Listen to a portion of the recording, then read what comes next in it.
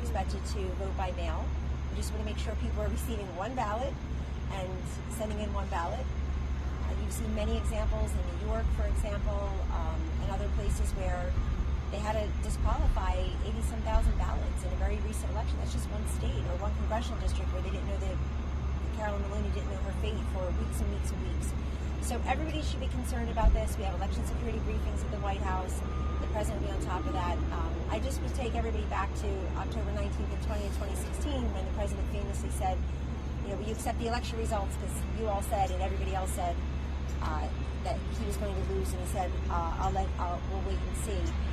Hillary still hasn't accepted the election results, so I'd look at that before I talk about 2020. But we just want a safe and secure election. One person, one vote. Why is the president calling for a boycott of Goodyear? It's an Ohio company in a battleground state. It seems like a particularly bad idea for him. I don't know what you're talking about. I've been. He called for a boycott of Goodyear on Twitter. Why?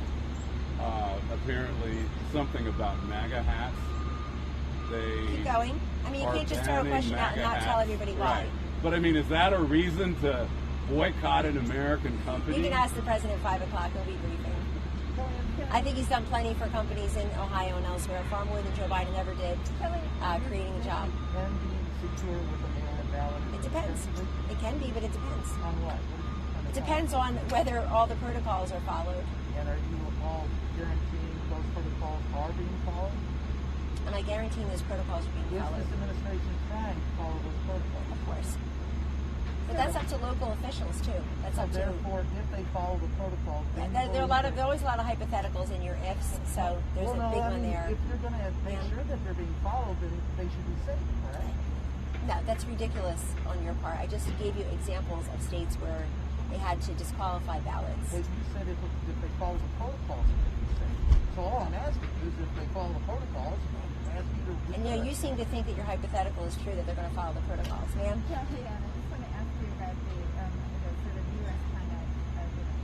It's been a lot of back and forth. Is there any possibility that we could reschedule a 6-month review that was postponed, or is that something that's just going to have to wait until after the year? There's been a lot of back and forth because China unleashed a virus on the world and wasn't transparent about it. It should be held accountable.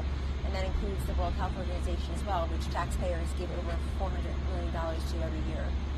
And so the president obviously negotiated a bilateral trade deal with China, historic, enforceable, written. And we've been telling President Xi to get his fentanyl and other stuff out of our country and our kids' veins and communities. But on the virus, people are very upset. I've seen the polling where more Americans are focused on China and upset with them for this. So the president makes very clear on a daily basis when he's asked what he thinks of this. And that's got to be part of the relationship moving forward. I think he was quoted just this past weekend saying something to the effect of, Friday, because I was on the tarmac with him when he said, I look at China a very different way now. I've never looked at this way before. So that all has to be part of what's being discussed with those.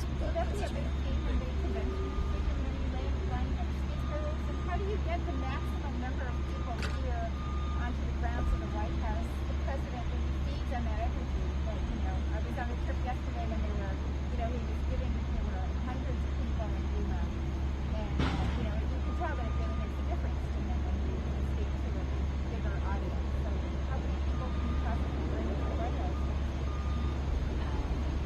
You'll have to be surprised next week. I don't know if the number of people matter. I think that he's going to be speaking on a world stage, and one thing I will tell you is that his speech will be a review of the progress report of his first administration, also the vision piece moving forward, and that we have a choice to make. And I think that Donald Trump will be featured at his convention, but boy, has he been front and center at Joe Biden's conventions, as if they don't want to talk about Joe Biden. 47 years, and you can't tell us 2 or 3 things that he's done to measurably, consequentially impact your life. This president's done more in 47 months than Joe Biden did in 47 years to make a difference in people's lives. So I think that'll be part of the messaging. It'll be an exciting week. Only the president, you want to picture these people as president? Only the president can deliver that from here. Only the First Lady can be here delivering her address, which also is excellent. Thanks for stopping. Thank you.